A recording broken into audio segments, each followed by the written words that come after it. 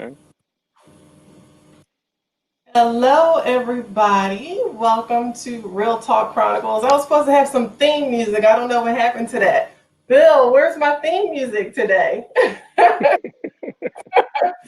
he's been playing theme music for himself, but he forgot my theme music. I'm feeling some kind of way about that.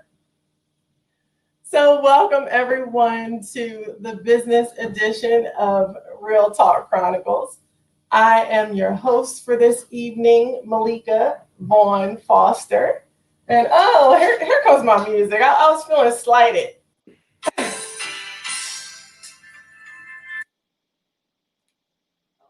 Smooth with it, huh? Yeah. I thought you was gonna play like some Public Enemy or something like that.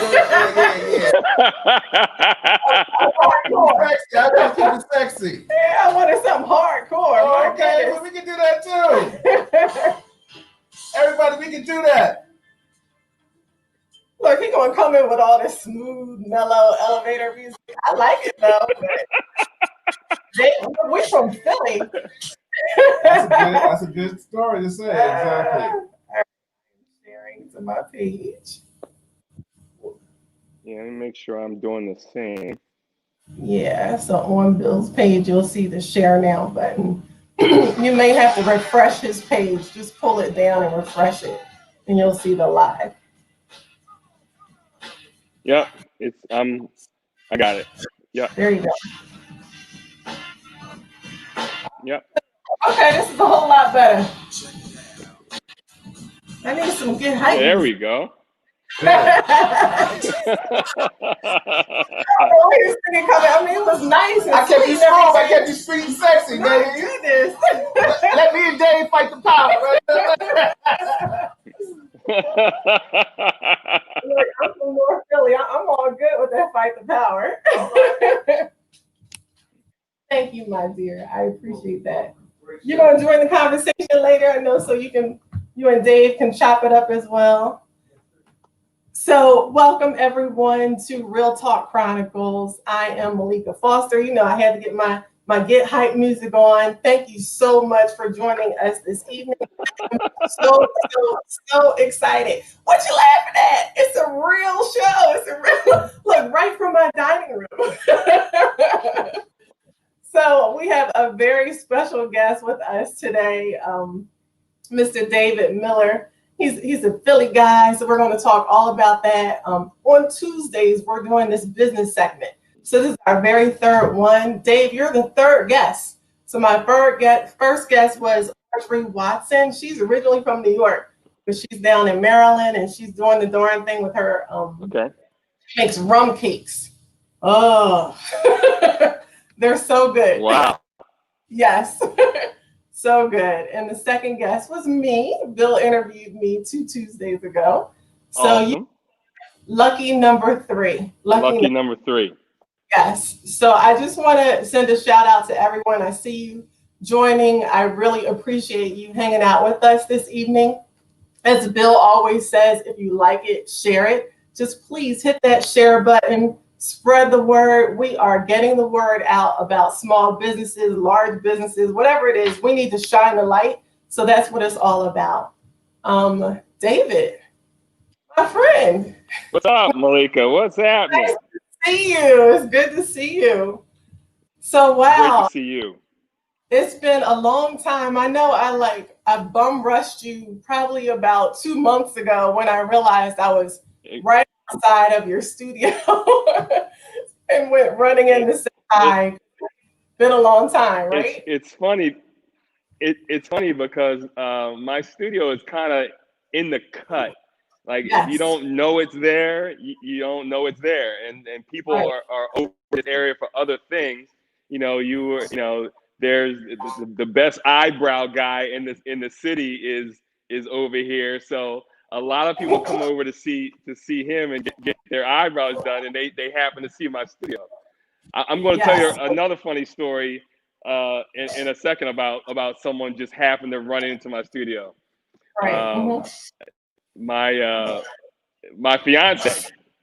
Yes. So congratulations on my ad. You blew up Facebook. Thank you very much. Yes. So we actually, a lot of people don't know that we actually dated in college. Nice. 30 years ago. And we both lived in Philly, but like really never saw each other once we left school. Like we really like never ran into each other. Just crazy how it just happened that way. And one night, in 4 years ago, I'm in my studio training, and I'm in the back of the studio. In the back of the studio, I can't really see faces of someone that comes in to the door. Well, Right. I'm 54, so maybe my vision isn't as good as it used to be. So she comes in, someone comes in the door. I'm like, who the hell is this coming in when I'm training a client? People don't know not to just drop in and see me.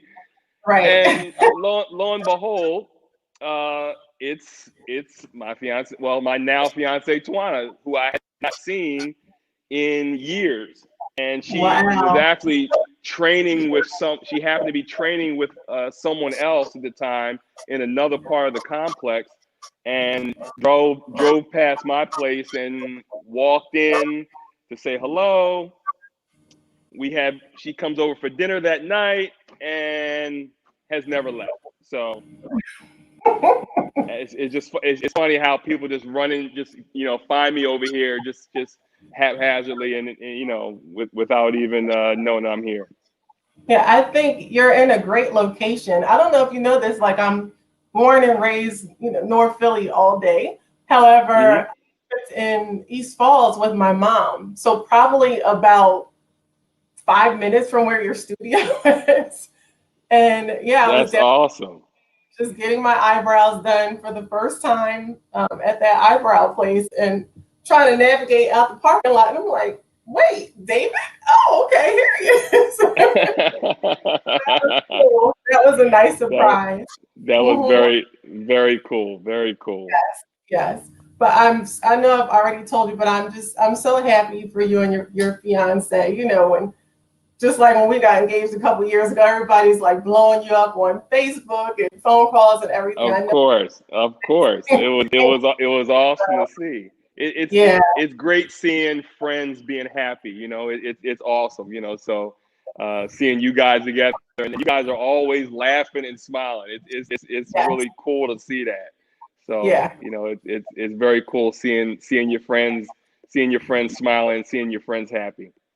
Absolutely. As soon as, Bill and I are between New York and PA, but as soon as, we came down here and got settled a little bit, I was like, all right, Bill, it's somebody I want you to meet. So, that's when I had to bring him over there to the studio. Very, very impressed. But we'll get to talking about this. You guys came over and got some weights? Yes. You hooked us up. I mean, we got a weight ball. I want to say it right? A weight ball is a medicine ball. Correct me. You got. Well, it's a slam ball. It's a slam ball. You got a slam ball. You got a stability balls. Yeah. Kettlebells. We got an extra mat. Dumbbells. Yes. Yep. So yeah, I move it from this side to no, just kidding. I got to work on my muscles a little bit more, but just keep working on it. Just keep working on it. Absolutely, it's good to have the equipment here in the house. It really is. Exactly. We'll get to all that. I've already told you I'm from North Philly. So what part of Philly are you from, Dave? I grew up in Delaware County in Darby, PA, which is right outside of Southwest. That's where I grew up and went to Penwood High School in Lansdowne. Graduated. I was actually the first graduating class of Penwood High School in 1983. Went off to Penn State University.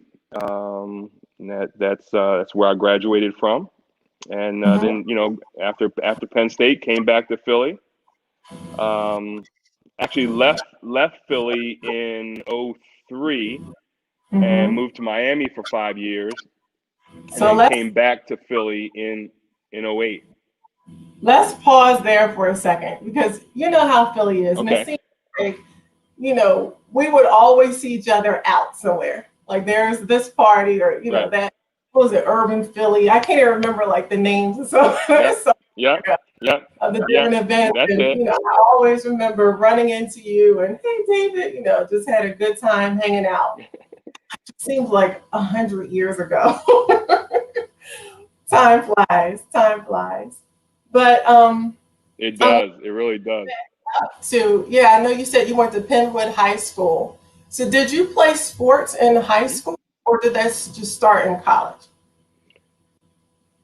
No. I played everything in high school. I mean, grew up playing football and baseball mostly. Bas- I was really a basketball. I was a football player playing basketball. I played basketball like a football player, but Mhm. football was my main sport, and went and was lucky enough to be on the Penn State football team when I was at Penn State. Very nice. And I was told to ask, what position did you play? I'm a novice. I know very little about football positions, but what did you play? So when you're at a big school like Penn State, in high school you could play one position, and when you go to a school like Penn State, you're going to play what they tell you to play. So you can think you're one position, they think you're better in another position. So I enjoyed playing defense more as a safety, but Mm-hmm. for most of the time they actually had me as a running back. Got it. Yeah. Cool. So, Bill, that was for you if you're listening, and all the other sports and football fans. I have to tell you, Dave, I am one of those people who like watching the games, the football games, like when it's a big, big game. You're not going to catch me every single week. Oh, I got to catch the game. I'm not that girl. Well, that's kind of a running joke at our home as well. So I'm always trying to get her to watch the games with me, and Yeah. she'll come down for like five minutes, rest her head on my shoulder a little bit, and just basically just to be able to say that she watched the game with me a little bit, and then she goes back upstairs and watches a movie. So yeah, it's kind of same in our house too. Yeah, I like it because I'm always, working, always on the computer. So sitting down to watch a game or a movie is time away from that. So it's a good little escape. Right. I'm just curious. So I know you played when you were in high school, but what made you interested in sports? Like, was there a role model that you had, someone in your family? No, I think for me it was an outlet. It was an outlet, like especially football. Like I have football is you get a chance to kind of be somebody you're really not. Like I'm not really a violent person, but Mm-hmm. I have that side of me, and football Mm-hmm. allows you to be kind of violent. People say it's a physical game. Football is more than a physical game. Football is a violent game. Right, and also, You're really trying to hit someone as hard as you can. So mm-hmm. I like. I mean, and when other people hear that, they think that's kind of crazy, but I enjoyed that part of the game. I enjoyed really hitting someone really hard. So I Mm-hmm. like that part of the game. I really did. Mm-hmm. I'm curious. That led to a couple that led to a couple concussions that I had, but that's part of football. Wow. Yeah, Like, ah, yeah, that's, that hurt just the thought of that.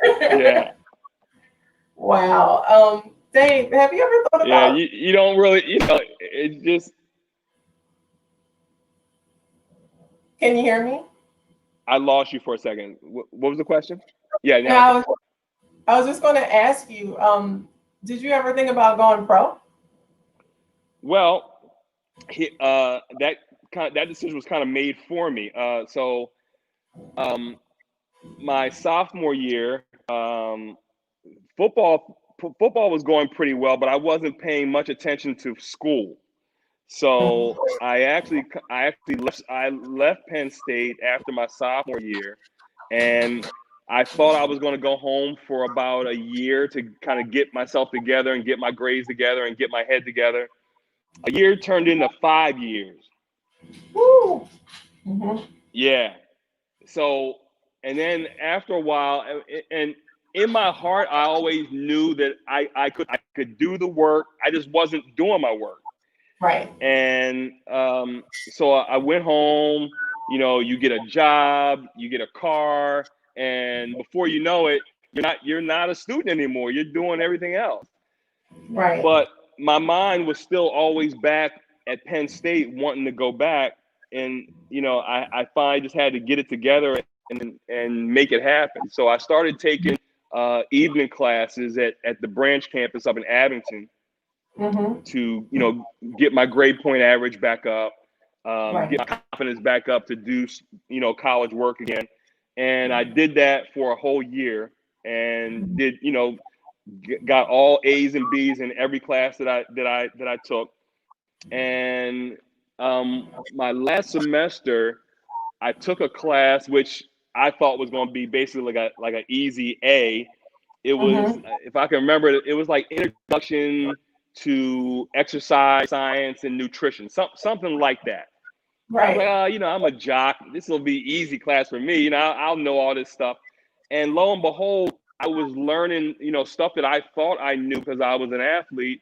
I really didn't know. I didn't really know about the science of exercise, of fitness, of nutrition. I didn't know any of that I thought I knew.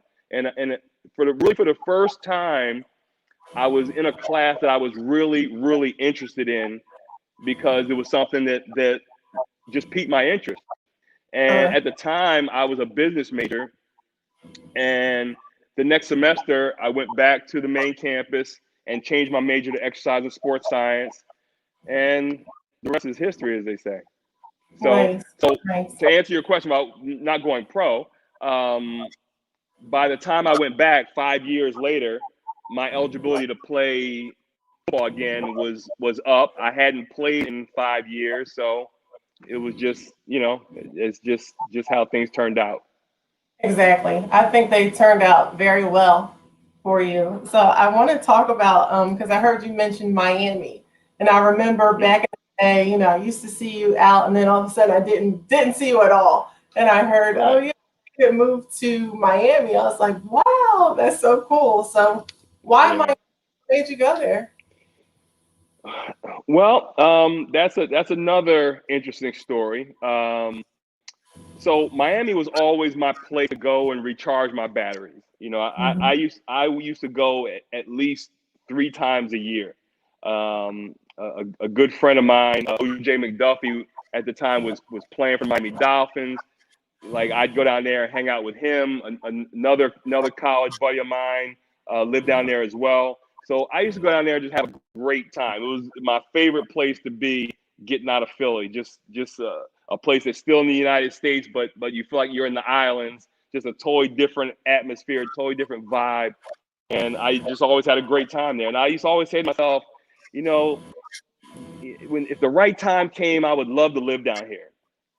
So, unfortunately, a sad thing kind of pushed me to make the move. My younger brother died in an accident in 2002, and for the next 6 months, I was just in a fog. You know, was really having a hard time dealing with it. Was just I didn't want to train people. I didn't want to really do anything. And I just got up one day and said, you know what? I'm leaving the city. I need to be someplace else. I just need to have my head in a different space. And without having any clients, without having any real backup, I just kind of packed up and loaded up me and my dog, loaded up the U-Haul, put my car on the trailer, and we drove from Philly all the way to Miami. Wow. And I actually loved it down there.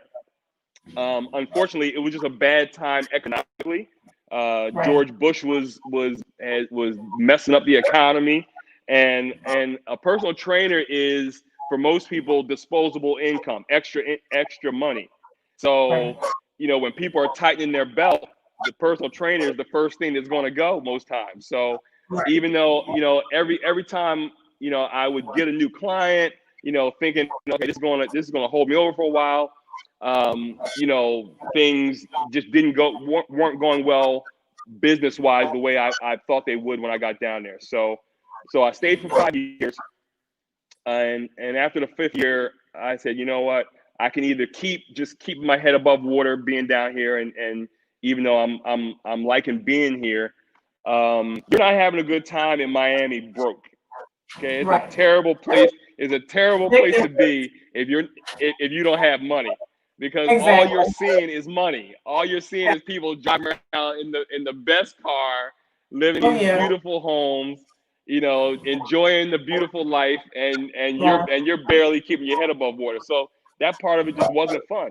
So I knew I could come back to Philly and really get right back to where I was before I left. Many of my clients that I had, prior to leaving, said they'd love to work with me again if I came back and everything like that.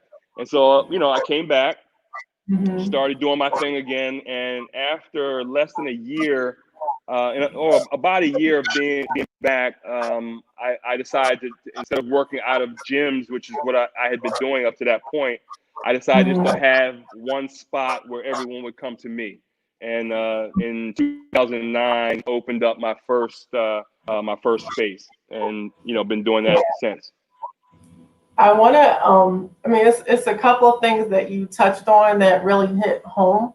And, again, I am sorry about the loss of your brother. I know that's something that we spoke about before.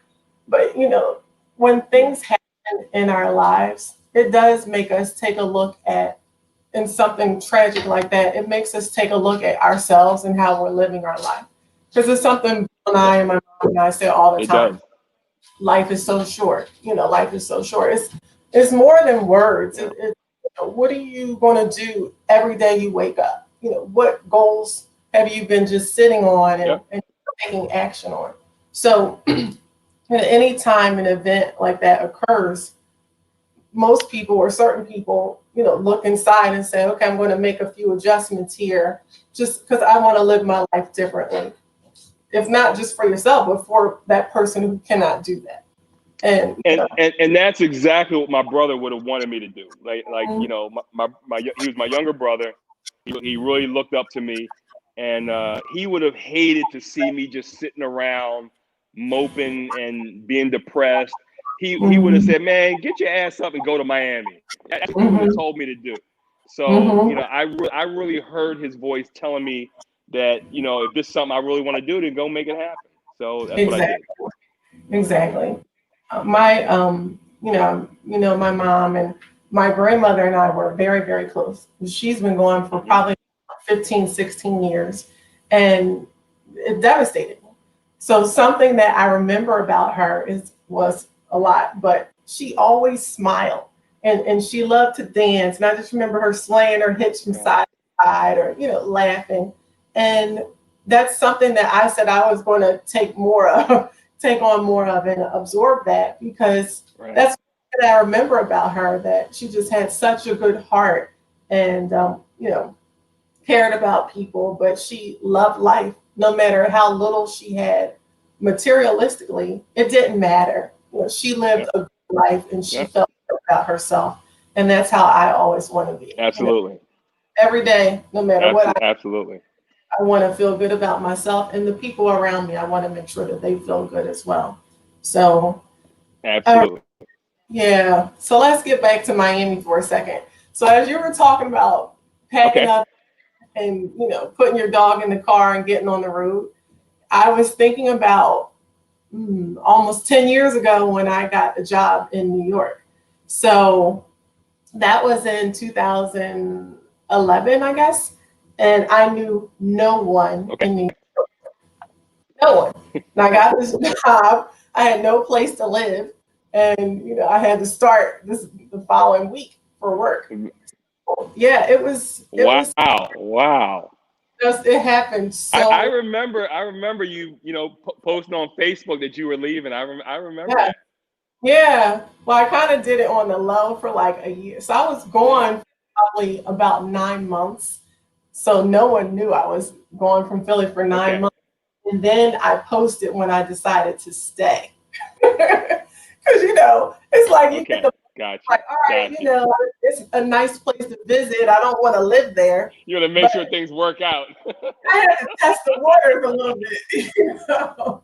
I had to test the water some, and yeah, I got the bug, and look what happened. I came back with a dog and a husband. And a So husband.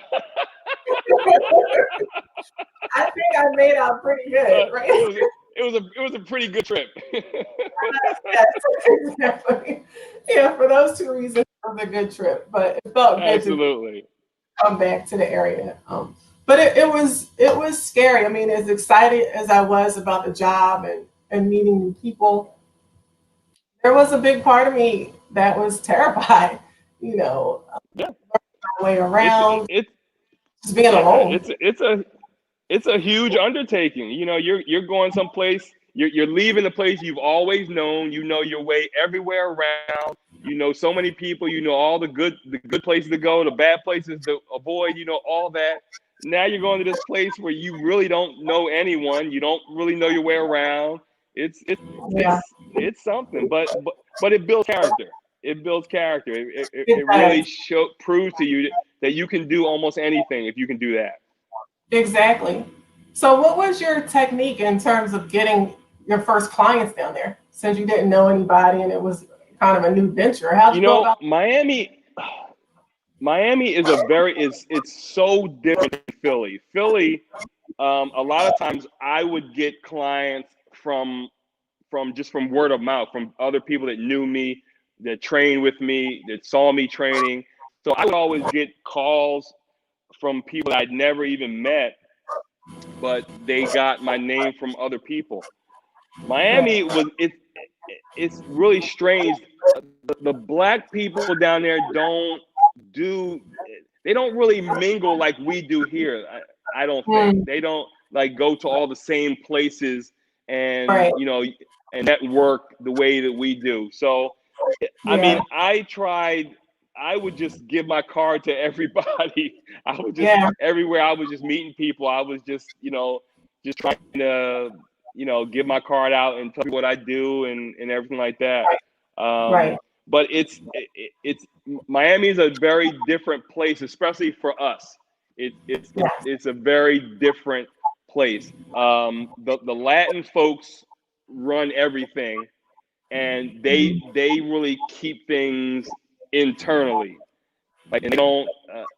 I was, you know, when you go down there to visit, it's much different than when you go there to live. When you go there to visit, you're really staying just on South Beach. Right. Everyone's nice to you because you're a tourist, you know, Right. and you're tipping them and giving them money.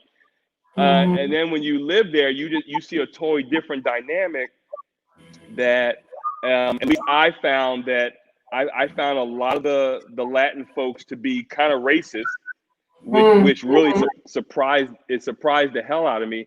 And actually, what I really found out was that they're even racist in their own community, and it's almost like the caste system where it's a colorism thing. Right. The darker you are, the more you get Right. treated a certain way.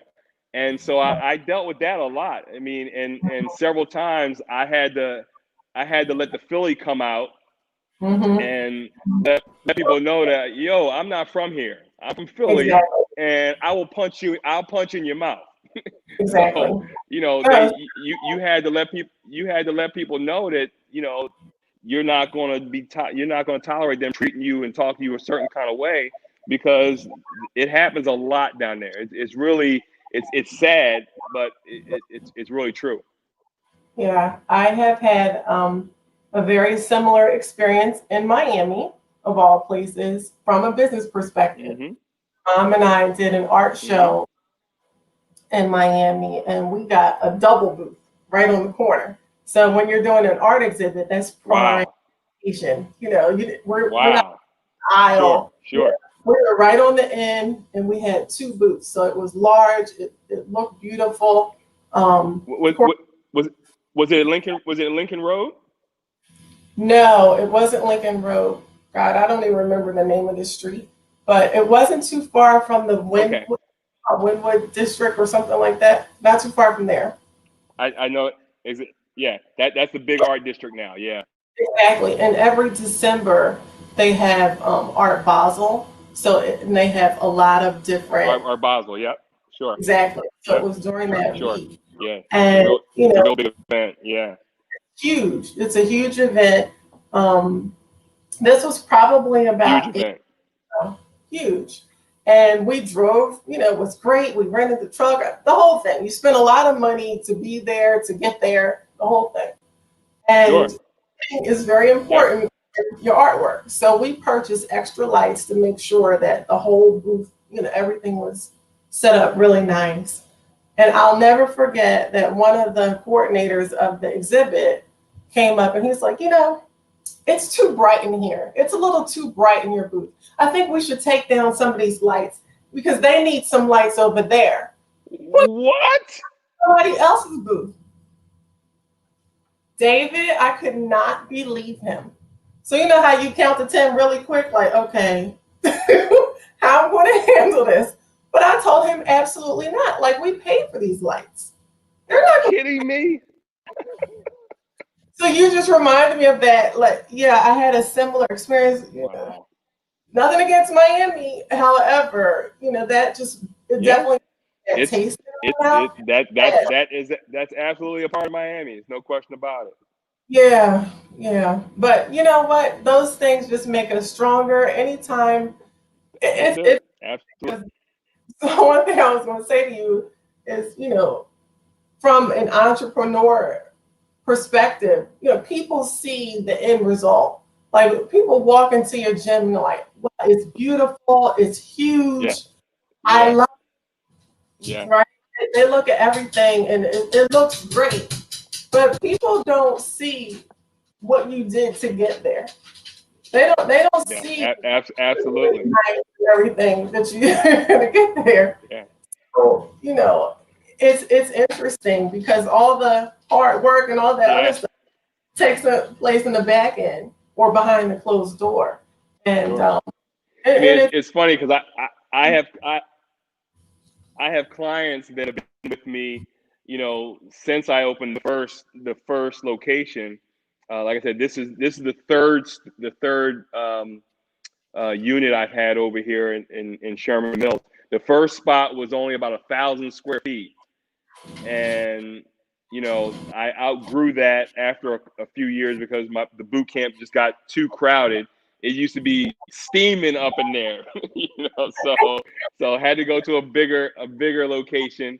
Went from about 1,000 square feet. The second spot was about 2,000. We got a little too big for that one, so moved into this one. I've been in this spot for just came up on 5 years. So nice, nice. and I've got clients that have been with me through the whole journey, so they've seen the growth. But you're right, people think that you're an overnight sensation. No, I've been doing this a very long time. Yeah, It's absolutely. a lot of work. It's a lot of effort. So did you know before you left Miami, did you know that you were going to come back to Philly and open up the studio? Like had you made that decision before you left? You Or you know, got I I just made a decision to come back to Philly. I didn't really know that I was. I think in my mind, I always wanted to have one location because I was when I left Philly, I was training at one basic spot, one main spot, but I would also travel to clients as well. I would go to clients' homes, go to their work site gym, go to their apartment building gym, and so I was driving around a lot. You know, so when you're doing that, you got the hassles of always trying to find a place to park in the city. You're right, getting parking tickets, and right. you're dealing with traffic and all that. And I hated that part of it. I hated doing that. So Mm, it's a godsend to just be in one spot.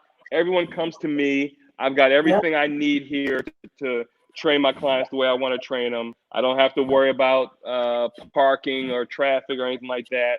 So right, it's great. right, right. Definitely. So again, I'm thinking back to when we started up our business. That was 10 years ago, and I had like this nervous, happy anxiety taking place. Like I was just buzzing. So, how did you feel when you opened up that first spot? Like, was it more the adrenaline of opening my own place, or were you like scared out of your mind too?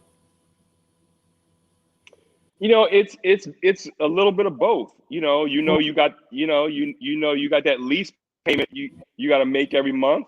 That's the one thing, Yeah. and you've got to purchase equipment and everything that it takes to run a business. So you've got to go out and hustle. You got to get the clients that are going to support you, and build up your brand. And this is when social media was really just getting as to where it is now. Facebook, Instagram wasn't quite out yet, but you're showing people on Facebook what you're doing and stuff like that, and you're getting people to recognize who you are and what you do. Mm-hmm. And it was exciting for me. I was never scared or really nervous. Mm-hmm. It was just nervous energy, just like, all right, That's you what I know call it. let's get up and make it happen. And I think that's how most entrepreneurs are. You Mhm. know that it's at the end of the day, it's really about the effort that you put into it. So Right. you know a personal trainer has long days. My days a lot of times started, I'm hopping out the bed at a little after 4. Wait, wait. I might Yeah, 4. Yeah. I've Whoa. got a boot camp. I've got a boot camp and sometimes clients at 5:30, so yeah, I've Thursday morning I've got a boot camp at well, tomorrow morning I've got a client at 5:30 here, and Thursday morning I've got boot camp at 5:30. So yeah, got to So, be up a little after 4 to get here. you gonna spend a night at the studio tonight, or you just gonna go home and go straight to sleep? Well, yeah, well, my fiance already thinks that that's basically what I do is just live here. But it's just that's a trainer's life. You got people that want to work out before they go to work, and people that want to work out after work. Right. So those are the hours that it's about. Most nights I don't get home before 9, and then Mhm. I'm up at a little after 4, doing it all over again the next day. Mhm. Yeah, when you are an entrepreneur, you have to have a partner that understands. Even if they don't have their own business, they still have to understand. Um, I've been in situations before you, Bill, where the other person just didn't get it, and I found myself having to explain. Well, I'm working on something. I have to work a little bit later, and Right, right. it's just how it Most is. most people most people most people are used to dealing with someone who has a 9 to 5 job. You Right. know, they have regular work hours, and that's what they're used to. So, like you said, luckily, my fiance has her own business, and so she does understand, about crazy hours. But others in the past did not understand. They didn't get it, and like, Right. hey, sorry, this is my business. That's the way it works. And Exactly. Yeah. you either understand or sorry. It is what it Like, where do you, is. yeah, exactly. It is what it is. I mean, Yeah. like I'll just be like, well, it's all Yep. you. Yeah. So, oh my goodness. I know I popped in. I know this is your third location. I know you work long hours. What I want to talk about is the pandemic. So we are, I lost count, was 7, 8 months into Yeah. the Yeah. Yeah. pandemic. So what happened with damn good bodies at the beginning during that time? That's that's a great question. That is a great question. So, so all this craziness starts, and the mayor announces that gyms are to be closed. So I'm like, what? Right. What the Right. hell am I going to do? What do you mean closed? So, So, initially, you're in panic mode. You're like, what the hell am I going to do? My place is going to be closed, and you can't even tell me how long it's going to be. Right. Indefinitely, basically. So, you initially you panic a little bit, and then you sit down and you say, okay, I got to hit the reset button and think about how I'm going to adapt and adjust to it. So for years, people have asked me to do virtual training. I've had clients that have moved away to different places, Atlanta, New York, California, all kind of places. Former clients have moved to and have inquired about doing virtual training. And I'm very hands-on. I'm very much of I'll say it. I'm a control freak. I like really, showing my clients the way I want them to do it and being, really being hands-on. And I really never even opened my mind to the concept of doing virtual training. I really never wanted to do it.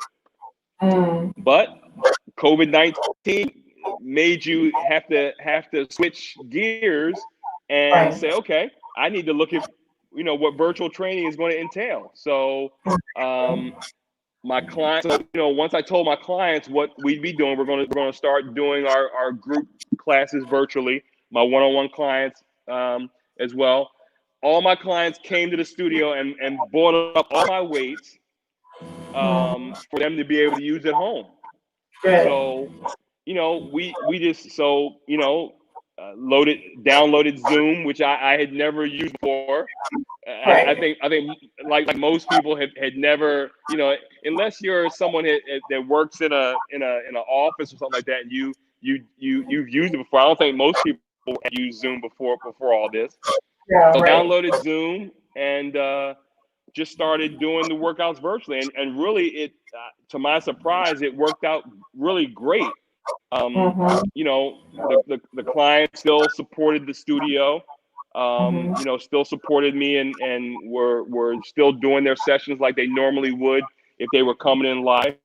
I got new clients that didn't live in the area but had always wanted to do a Damn Good Bodies workout, and now they could do it, at their home. They can do it virtually. So it really, to be honest, things have gone great. It's worked very well. I mean, I wish things were back to normal. Just in the last 6 weeks, the studio has opened back up to where I've given clients the option of either coming into the studio to do your workout, and I've got the studio socially distanced. Everyone has to wear a mask. Everyone gets their temperature taken when they come in. And we're very, very much about keeping everything clean and everything like that. And everyone else that still wants to do it at home, they're still doing it at home. So it's been something that you weren't anticipating, you never planned for, but as entrepreneurs have to do, you had to adjust and make what could have been a bad thing, you made it a good thing. So absolutely. No complaints. I mean, that's the only way to survive. I mean, like I told you, I was laid off in March due to the pandemic, and it's like, okay, at that point, I didn't even really want to go back into the office anymore.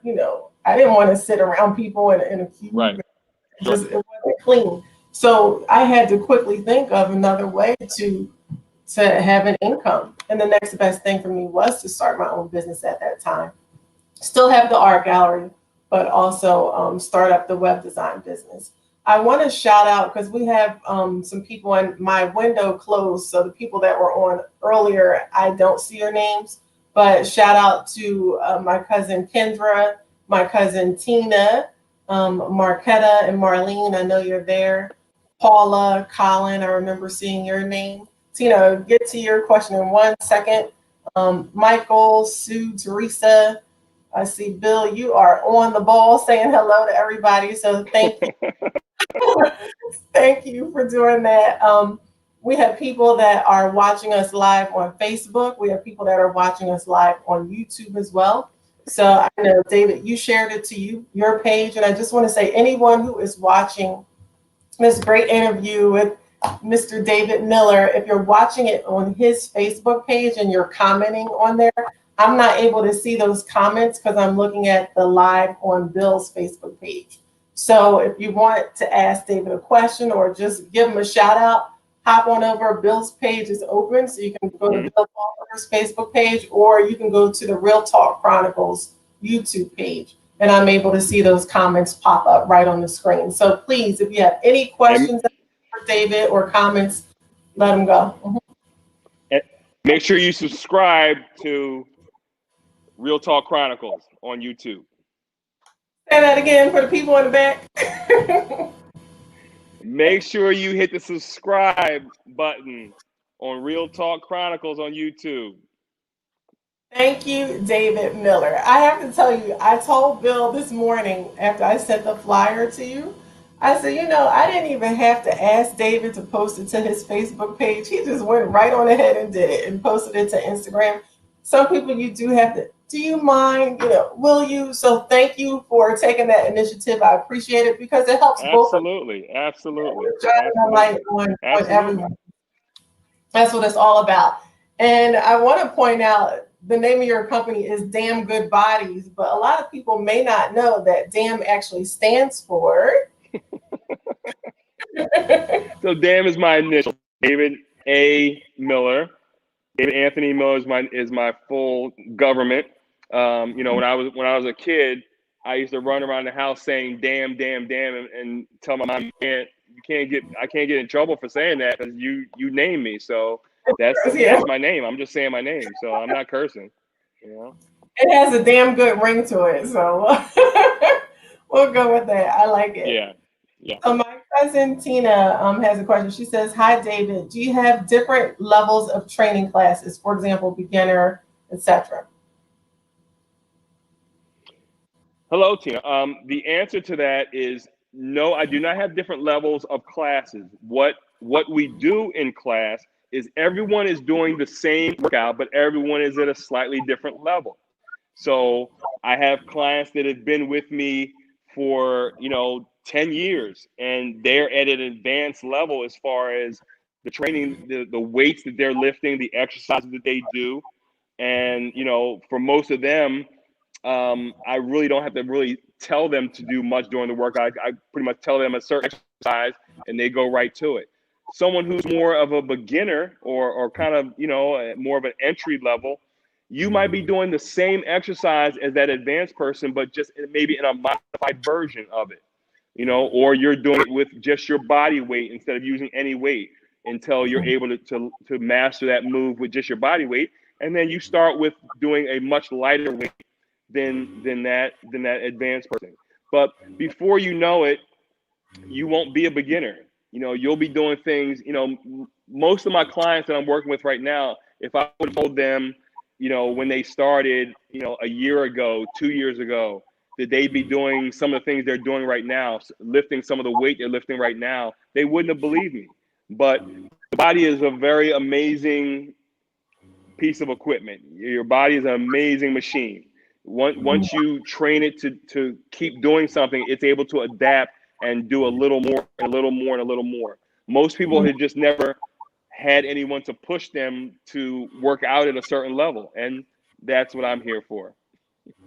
That's an excellent question, Tina, and excellent response. I mean, that was one of my questions for you, David, is how do you keep yourself, no, actually pause that one. I was going to ask you about the benefits of a personal trainer, because way back when I used to go to Club LA on City Avenue, LA Fitness. we called it Club LA, and I heard it's still called that. But Club LA Fitness. It's still called that. It is. I had a feeling so. So I didn't work out with a trainer. I just did my own thing. I took spinning classes, but it was something I was curious about because it looked like, aside from personalized training that they were getting, you couldn't mess up. Like somebody's guiding you, somebody's watching you. So what are some of the benefits or other benefits of using a personal trainer? Well, the hard part about getting in shape is getting started.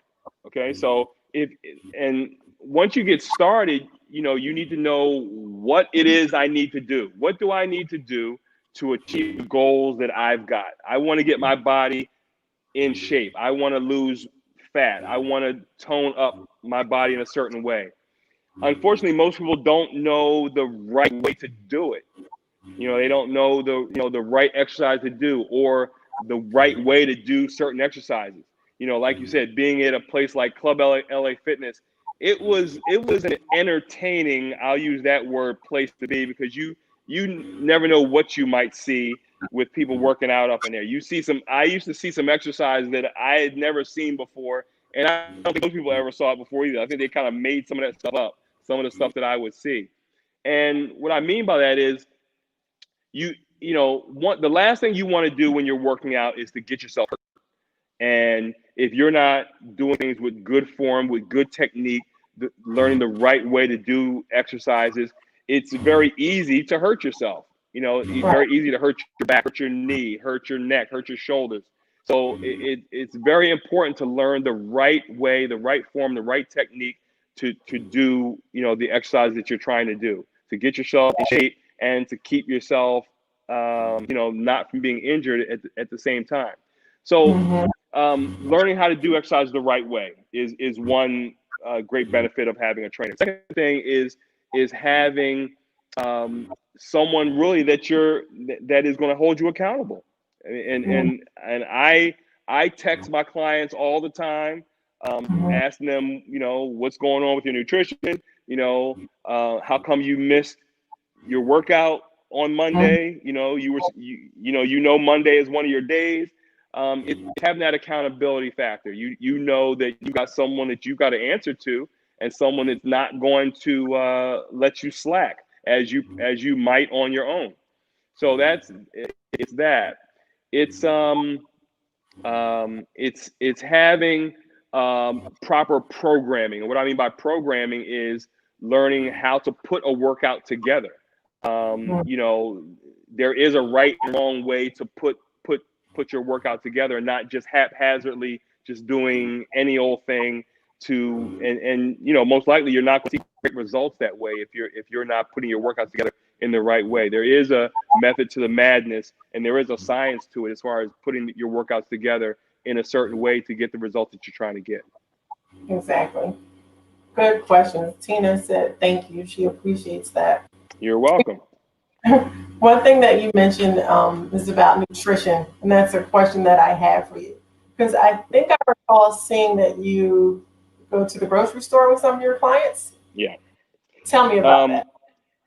so no matter what type of client that I'm working with, from an athlete to someone who's not worked out in a very long time and very out of shape and deconditioned, no matter Mhm. what your goals are, nutrition is a huge part of whatever those goals are that you've got.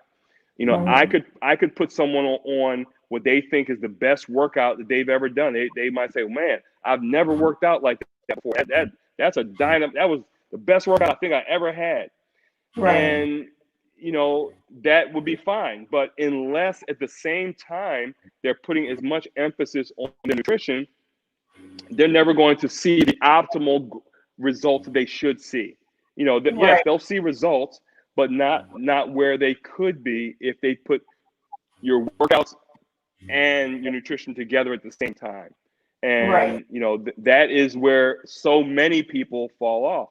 Even people that work out regularly, many I know people that work out week in and week out, go really hard with their workouts, but Mhm. they also go just as hard on their eating in the Right. yeah, Yeah. they're going just as hard in with their eating, and that's why they're never achieving the results they should see. So with almost every one of my new clients, our first appointment before we even start the workout is we have a nutrition session. I Yeah. call it the clean eating supermarket tour. So Mhm. what we do, we go to the market, and we're not even shopping. We're just walking around the market. I'm basically trying to give them a blueprint. I'm trying to give them a blueprint of what they should be doing when they're navigating the market every time that they go, what their food cart should look like, what their refrigerator, freezer, cabinet, what their kitchen should look like at home, how you should be navigating the market, how you should be approaching putting your meals together, what you should be doing even when you're going out to eat.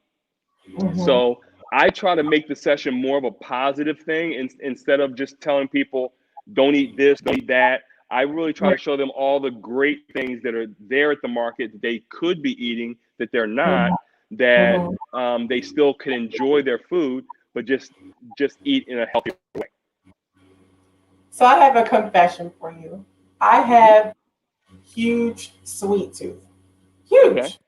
And I know sugar is the worst for you. I know that. Yes. So I mean there's been long periods of time where I have not had anything sweet at all. Like nothing. I just cut it out altogether. And then it seems like as soon as I have one cookie or one piece of whatever, and all of a sudden it's like, oh, it's a party. We can eat sweets again. It's like, I was just eating just that one little piece. So yesterday, Bill and I were in Giant, and I forget what we were looking for, and he must have looked around for me, and here I was over there looking at the pie. So it's like, I know, I keep it real, David. This sweet tooth, I reactivated it a couple weeks ago, and now I'm trying my best to suppress it and put it away.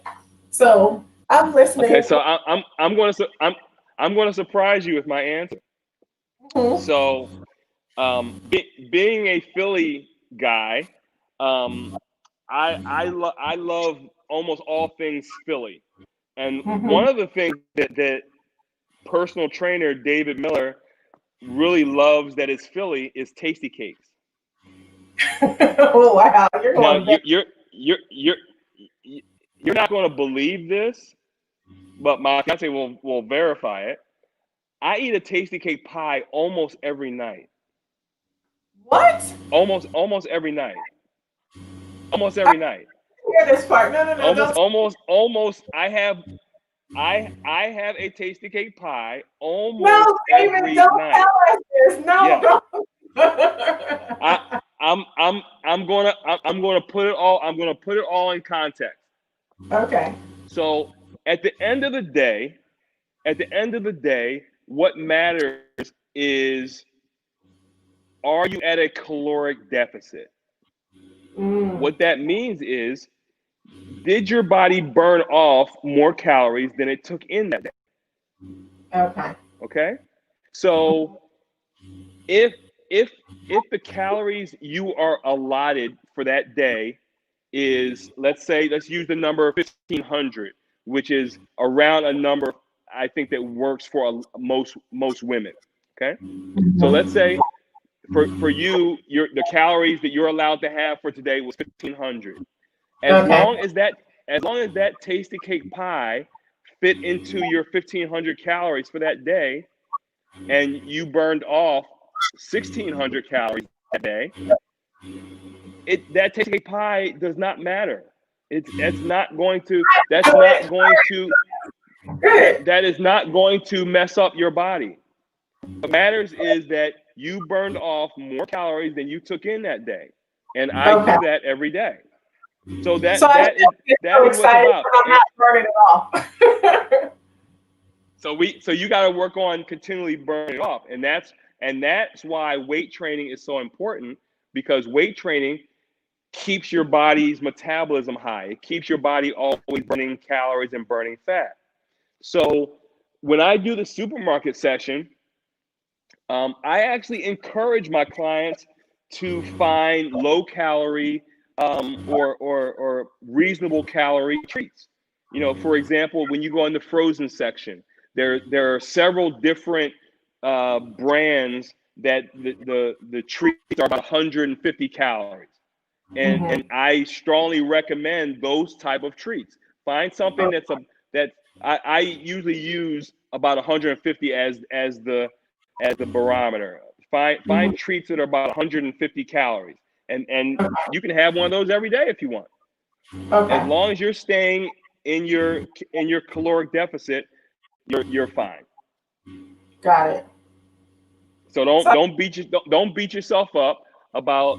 But what you can't do is go buck wild because you had one and you wind up eating the whole box. That's what you can't do. You can't do that because then you're going to go over your calorie allotment that you were supposed to do. That's it. You still gotta have some control, but you don't have to swear off treats. I'm not going to swear off treats. I like tasty cakes. So I'm very particular with my treats. I only like a few things. Like I don't like everything. Like you could put a big cake over here and a blueberry pie over here. I'll throw that cake in the trash. I don't care about that cake. But that blueberry pie, that blueberry pie, we gonna have a good time. So pie and insomnia, oatmeal raisin cookies. Really the only two things I really like. I love oatmeal raisin cookies. Yeah. Insomnia. Have you ever had insomnia cookies? I have not. There's actually an insomnia right down the street from the art gallery on Main Street. So go get 2 oatmeal raisin cookies. You'll thank me. Just get 2. Just get 2. 2. No.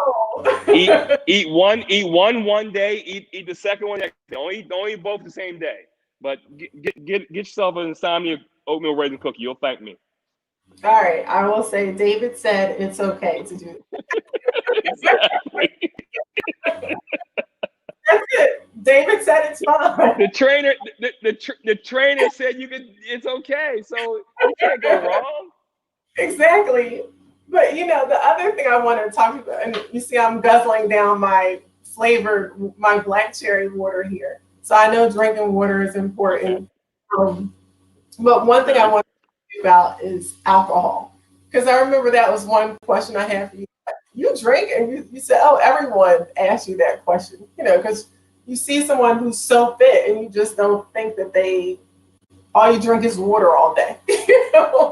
So what's your advice to people, who like to sip a little bit every now and then?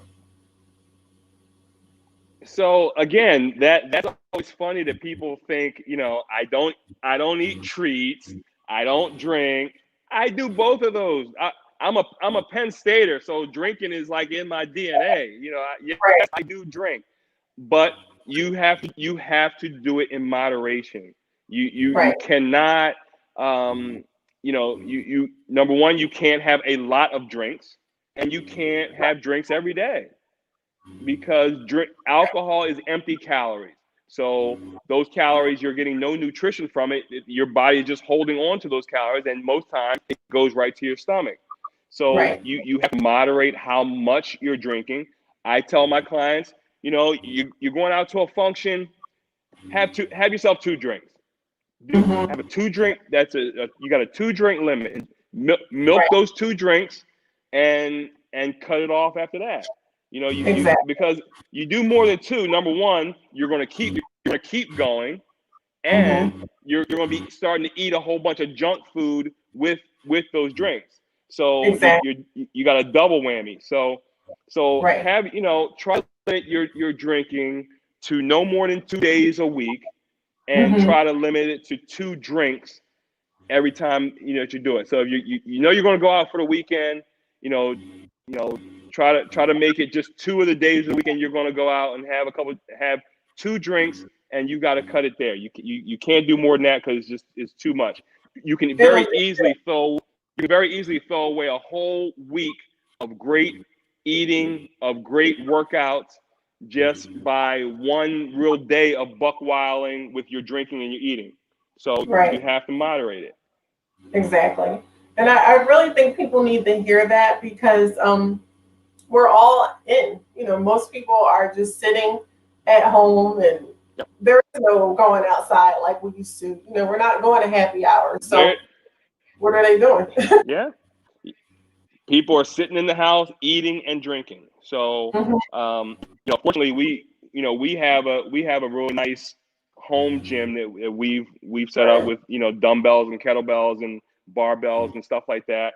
So, we can very easily do a great workout at home.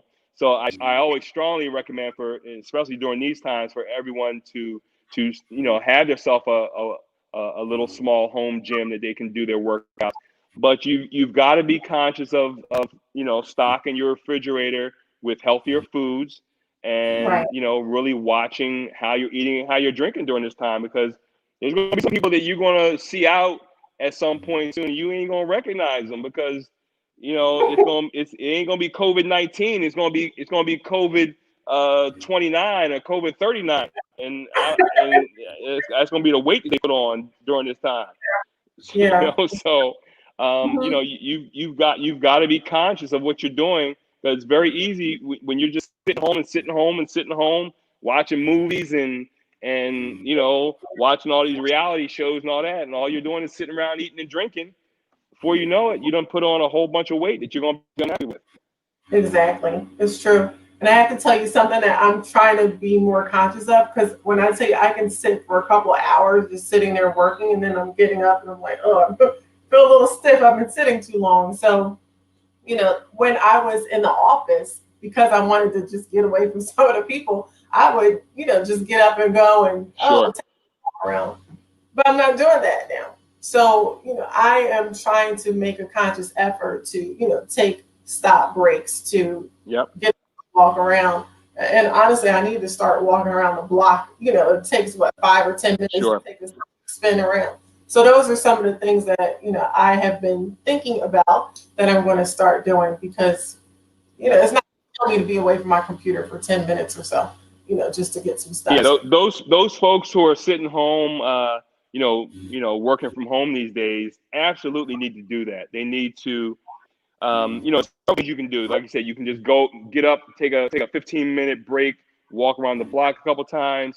You can do a little quick mini workout, at your workstation, doing some stuff on your chair, and just some basic calisthenics. Just do something to get your blood flowing. And so like you said, you're not just sitting there, for 6 to 8 hours or more, and letting your body just turn to mush. Exactly. So my cousin liked the question about the alcohol, and she said she was going to ask, is it true? Do you burn off alcohol calories before other? Well, actually, what happens is with alcohol, and this is going to hurt some people's feelings. Um, Alcohol shuts down your body's fat burning system. So once you start drinking, your body basically ceases to be burning fat as you normally would. So it's a double whammy. Not only are you taking in empty calories, your body's fat burning system kind of shuts down, so you're not burning those calories off as well. So that's why alcohol can really be messing up your program if you're not really watching it and overdoing it. So Exactly. you got to try to limit how much you're doing. Simple as that.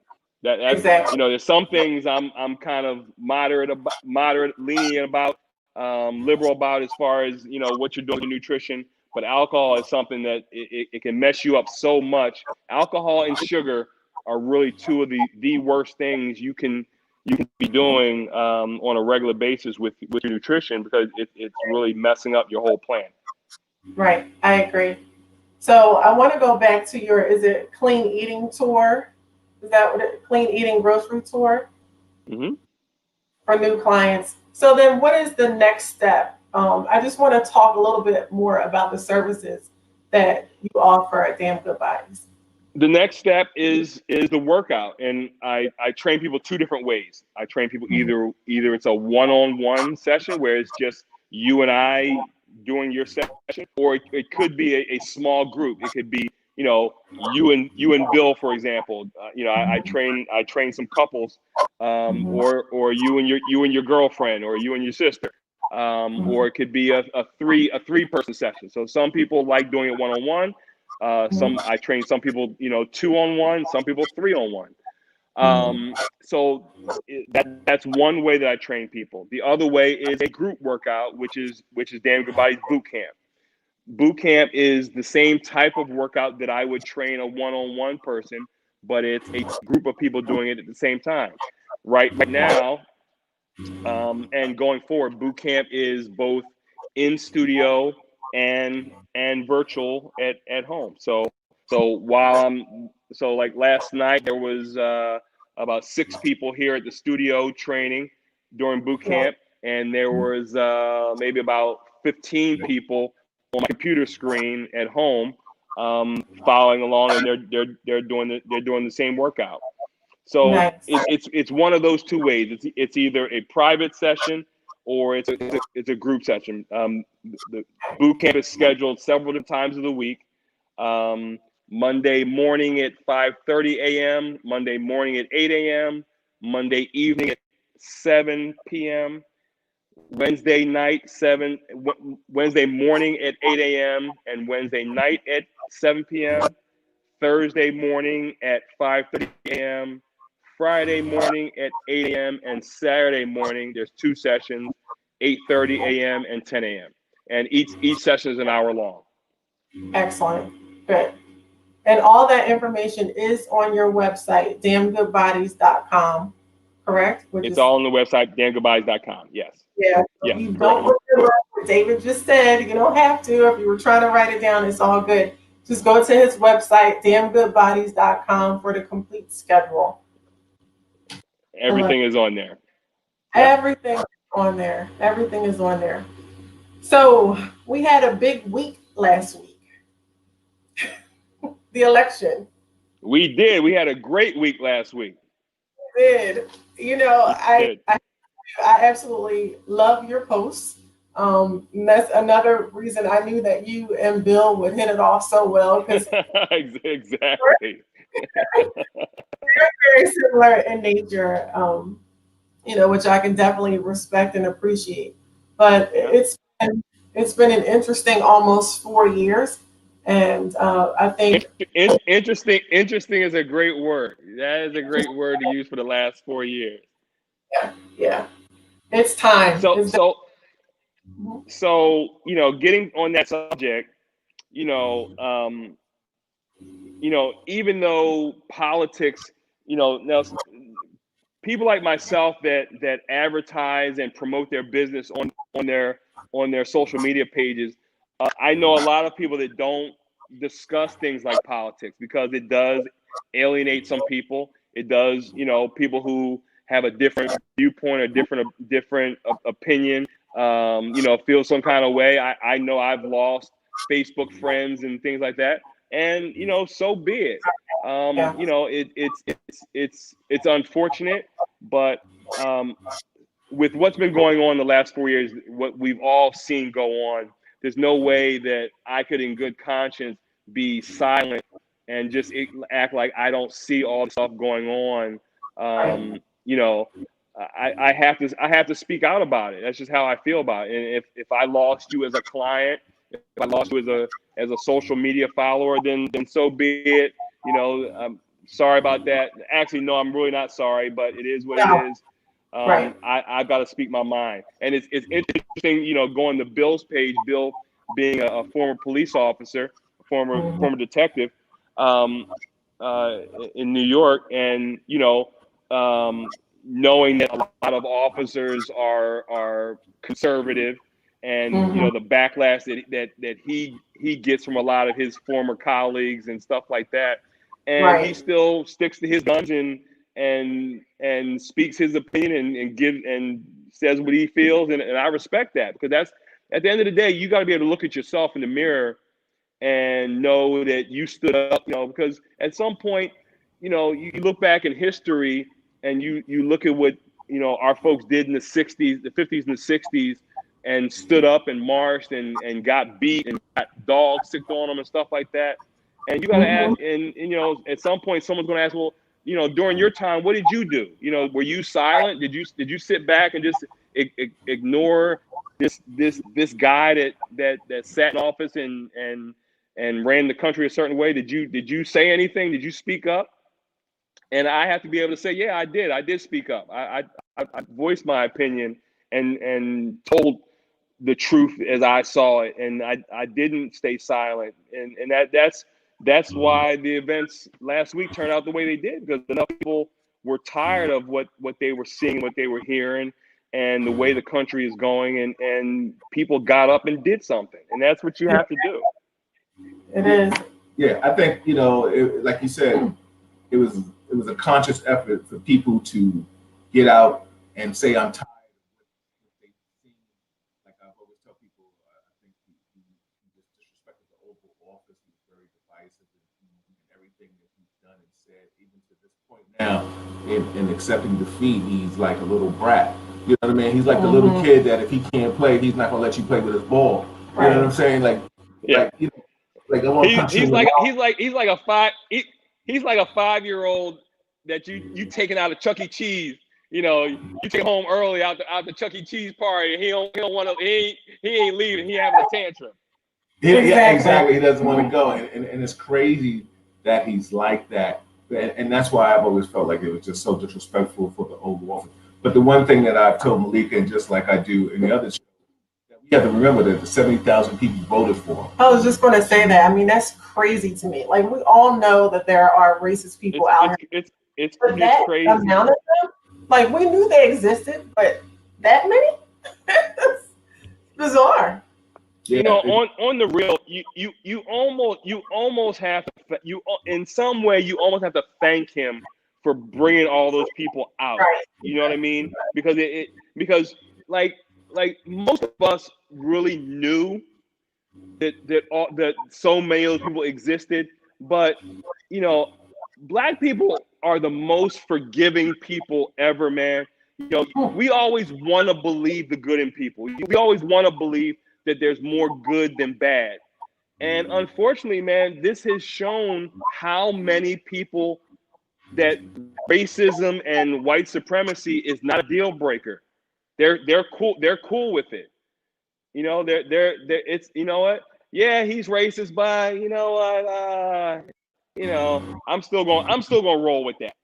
And it's sad, man. It hurts your heart to see that many people in this country that were okay with what he was about and are still okay with. They still want to believe that there's some vast conspiracy, voter fraud, which is all we all know total bullshit. Exactly. There ain't no conspiracy, there ain't no voter fraud, nothing went on. He lost. That's it. But they don't want to accept it. Yeah, that's the whole thing. The irony of it is that the fact that people don't want to accept defeat, and that's crazy. I hope the Biden-Harris party can especially bring some unity and peace. And the one thing too is like, but still don't be subject to just getting egg on your face too. You know what I'm saying? Like, listen, we trying to bring the country together. But don't spend 4 years trying to say, like, let's come together. Listen, either you with it or you ain't after a while. You know what I'm saying? Well, what was really good I was just going to say it was really good to see Biden come on TV yesterday and talk about his plan attacking COVID-19. I mean, over 230,000 people have passed away. We just hit the 10 million mark in the U.S. for a number of cases. It's time for crazy. It's time for crazy. Step in and put it. I mean, we're like you said earlier, we're going into like 8 months of this, and there is no plan. There has been no plan. That is just insane. Basically, the plan is, we're just gonna let it run its course. Like, that's the plan. That's this administration's plan. So, like you said, just to see Biden come out and actually have a plan of what they're going to do is just that's a great start right there. And Bill, I agree with what you said, man.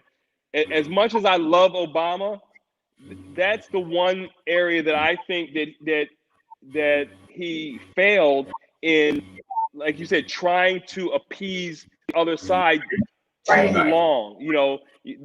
Their whole agenda was seeing him fail. That was their whole agenda. Their whole agenda was anything he wanted to do, they're gonna try to block it. So at some point, you got to say, okay, I'm just going to do what I need to get done, and by executive order or however else I got to make it happen.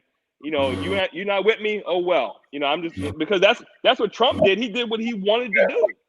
Yeah, he was gangster. And you know what's so funny? It's just like bottom line is like you said. After a while, it's either you with it or you not. And if Obama was rogue and thug like Trump has, or anybody that a white person that has been in office, then maybe it'd be a different story. Because what is so crazy to me is that when people would say, "Oh, Obama's things failed," well, he was blocked by the Senate. Oh, yeah. You know what I'm saying? So I mean, if blocked by the Senate, and then he was failed, Mitch McConnell came out and said that he did it on purpose. And then when he came out and said it. He came out and said it. That was their whole agenda. Their whole agenda was to block anything if he was for it, they had to be against it. That was just period. And just so crazy, it's like somebody telling you, well, they put oil on the wall, grease on the wall, and you tell you to touch the ball, you can't touch the ball, and they say, why you can't touch the ball? Well, you're a loser. And that's what's crazy. People are like, oh, Obama didn't do anything. Okay, I get it. Delusional. You're delusional. How'd you expect him to do it? People think the president can't do whatever he wants to do. You need Congress to approve things, and if they're blocking everything you're trying to do, your whole legacy can look totally different. Hey, let me ask you a question. First, shout out everybody. This is Real Talk Chronicles. Malika Forster is your host. I'm your co-host today, and we got David Miller in the building. D.A.M, right? Damn good bodies. Damn good bodies all day. That's what it is, right? That's what it is. Subscribe to YouTube, please. Exactly, and Facebook, please appreciate it, like it, and share it. This is the segment and entrepreneurship. This is a beautiful segment. So catch Malika every second Tuesday. Every other Tuesday. Get it right? Oh, just still say it. Every other Tuesday. Say it for you. But it's so crazy that how proud are you to see how Philadelphia, PA represented and came out and voted? That was amazing. I mean, it was so apropos because all the crap he talked about Philly. Bad things happen in Philadelphia. Well, I'm gonna tell you, this is how Philadelphia is. Philadelphia, like we can talk about Philadelphia, we can talk about each other, but don't let no outsider talk nothing. We're not having that. Like you ain't gonna talk about us. Who the hell are you? So. And I live in the heart of South Philly. Definitely, I'm in Trump country. In fact, I'm gonna tell you something funny. The Sunday before the election, I'm sitting on the couch watching football, and I'm chilling, like I'm normally doing on a Sunday, and I'm hearing and my neighborhood is really quiet, real quiet. I don't hear anything in my neighborhood, and I love that. But I'm hearing all this ruckus outside in the street. I'm like, what the hell is going on out there? So I go outside, and there is a caravan of at least 70 cars going through my neighborhood, blaring their horns, blaring their music, Trump flags and banners. And worst of all, they were escorted they had a police escort. I'm still pissed about that. I need somebody from City Hall to answer me and explain to me why they had a police escort. But they're going through the streets, just making as much noise they can. Trump, Trump, Trump, Trump. Now, I live with my family there now, so I got to be cool about how I do things. Now, if I lived by myself, they would have got the 2 middle fingers and a couple other gestures. But I just stood outside the whole time, just giving them the thumbs down, and they talking crap. Oh, you gonna be crying on Tuesday? I'm like, okay.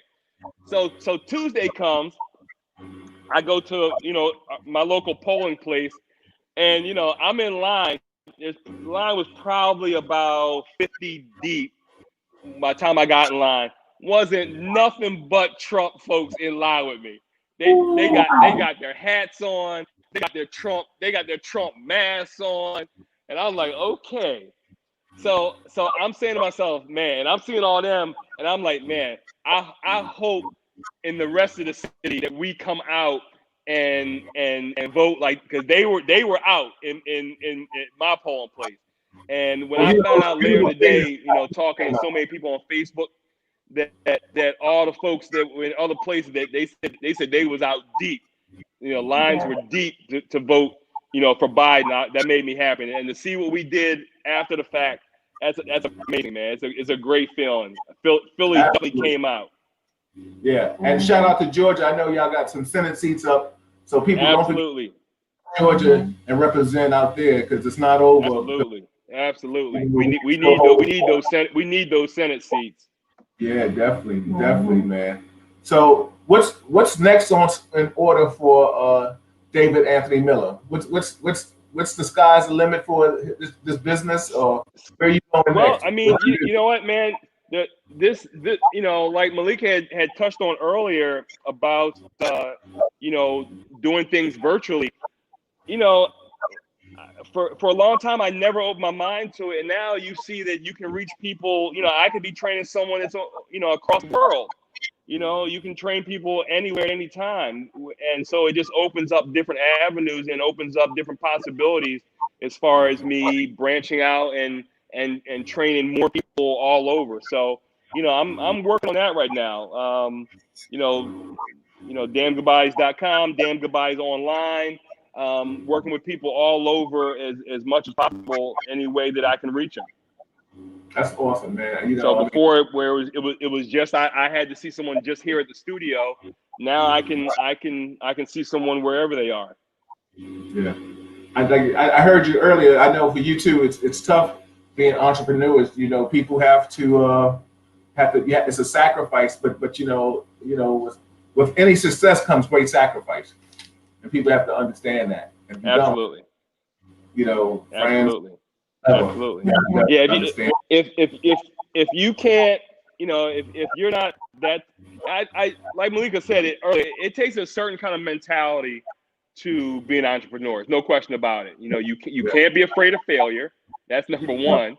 You got to be able to put your neck out and do whatever it takes to make it happen. And you got to be able to do long hours, and be able to, wear different hats and be adaptable. And that is absolutely something this pandemic has taught you, is you better be adaptable and be able to switch gears really quick, if you want to survive. And that's the name of the game. That is so true. I know there's a few people who asked me, because we're between New York and Philly area, so they're looking for personal trainers, and it's like, oh darn, he's in Philly, but I'm like, but he does virtual. Don't count him out, because he can do it virtually. So I mean, that's just the mindset that people have to, like you said, just open themselves up to doing things a little bit. It's just doing it differently. That's all it is. It's doing it differently. It can work just as well. You just have to open your mind to doing it a different way. So I can still help someone that lives in another place. I can still help them with their nutrition. I can still help them get the equipment they need to get. I told you guys when you were here at the studio, I've shipped weights to people all around the country, to Florida to California. I've shipped kettlebells and dumbbells all over the country, because people were having a real hard time getting weights. Now that everyone's home, everyone's setting up their own home gym, and everyone's bought up all the weights. And I still have some contacts and some sources that I can still get stuff. So I was shipping weights for clients all over, so they can still work with me virtually. And I commend you for that, because a lot of times some people get into the notion of just me. You didn't do that. You was like, yo, listen, if you want to purchase weights and work out at home, that's cool, as long as you're moving. That was the key component, just to keep moving. Absolutely. Absolutely. So my cousin Tina has a question. She said, David, I just checked out your website. Would you recommend a few personal sessions before virtual boot camp classes? A lot of people do that. You know, and that works great because it gives you a good foundation before you get started. You know, you'll know the basic exercises that we're going to do in boot camp, the way that you should do them, the good form and good technique, and you're learning that on your own without having, you know, I can give you my full and undivided attention during that hour that we're working with each other. So a lot of people do exactly that. They do a few one-on-one sessions on their own, and then after they're feeling comfortable with basically what we're going to be doing, they transition into doing boot camp. And then I've got people that do both regularly. I got boot camp clients that will schedule a one-on-one session, you know, once a week as well. So they do both. So you know that's a great way to do it. That's a great question. Yeah, that's an excellent question, because for someone who's, you know, just getting back into it, have never done it, you know, going straight to boot camp could be a little intimidating, you know, seeing it slinging the kettlebell and, you know, slam balls and, you know, popping. But I think that's actually a really good idea to take a couple personal training sessions. It is. It is. Yeah, definitely. So just curious, I mean, I'm not sure. I'm just thinking about people who, there's a lot of personal trainers that are out here, a lot of people who are doing personal training.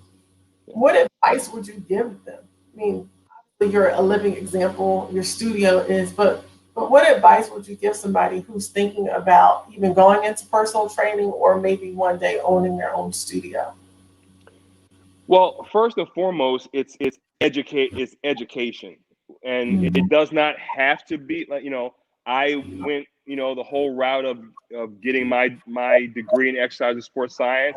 It doesn't have to be going that far, although that's a great way to go. And but you want to continue to be educating yourself. Even I graduated from Penn State in 1992, but I'm still always learning. I'm still, you know, I'm watching YouTube videos. I'm watching different people on Instagram. There's people that I, you know, I'm taking actually a kettlebell course right now to train my clients better at using a kettlebell. You know, so it's about educating yourself in every way possible, so you can be a better trainer for your clients. You know, you should never get to the point where you think, and that's one of the unfortunate things that I see a lot of times with some younger trainers is they think that once they've got their certification and once, you know, they've gotten their body to a certain level, that's the end all, that's the end of it. And you're one of my favorite professors at Penn State. I mean, he instilled, you know, 30 something years ago that you really never stop learning. You can always continue to be learning and just keep growing as a, you know, at the end of the day, I'm a coach. So I'm trying to be a better coach for my clients day in and day out. I'm never resting on my laurels and think, oh, you know, I've been doing this 30 something years that I'm, you know, I know everything and there's no more for me to learn. I'm always trying to you know, if it's one new move I saw that I see someone doing on Instagram, saying, man, that's a great strength move right there. That's something that I can incorporate, you know, into boot camp.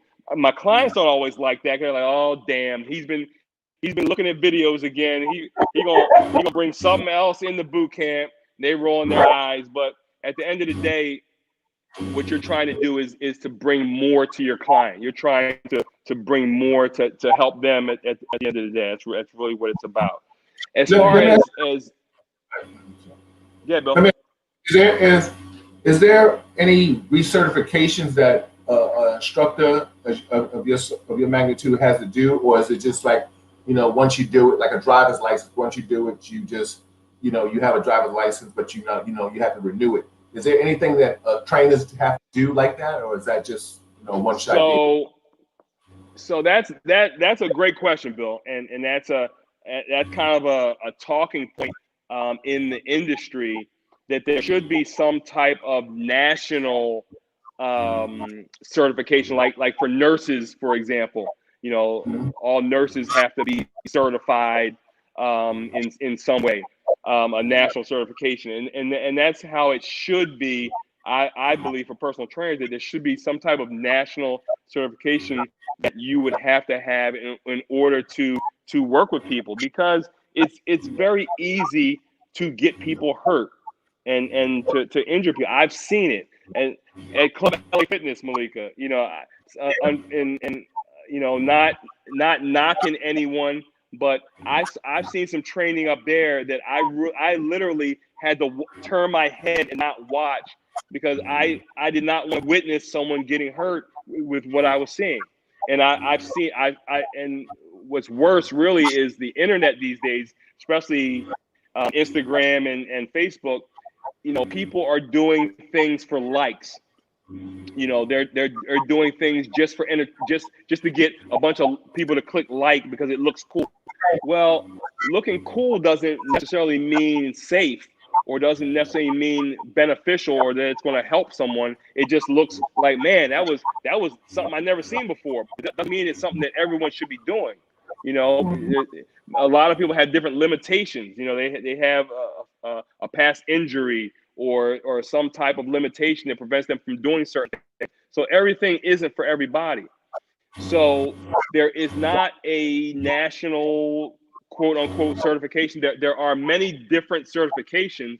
Some are very reputable and established and respected, and some, quite frankly, are something that you could study for 30 minutes, go on, take a test online, and boom, they'll email you a personal training certificate, and you can say you're a certified trainer, where you just study for 30 minutes to get that training. So how much did you really learn? You didn't learn anything. You don't really know anything. So it's what I would recommend to people is, number one, if someone is just trying to go into the business or trying to become a trainer, you should be trying to educate yourself as much as possible. Try to get a few different certifications. I'd say try to get 2 well-known certifications, and because some of the well-known ones, maybe some of the top 4, you really have to do some studying to pass those certifications. You really have to. They'll send you you usually have to get a very big manual, and the manual covers all the different aspects. It covers physiology and anatomy and nutrition and exercise prescription. It talks all about the different aspects of being a trainer, that you're going to get tested on all those different aspects. And so you're going to have to study those things. And some of those top certifications, you really have to do some studying, and you're going to really learn, to have to pass those certs.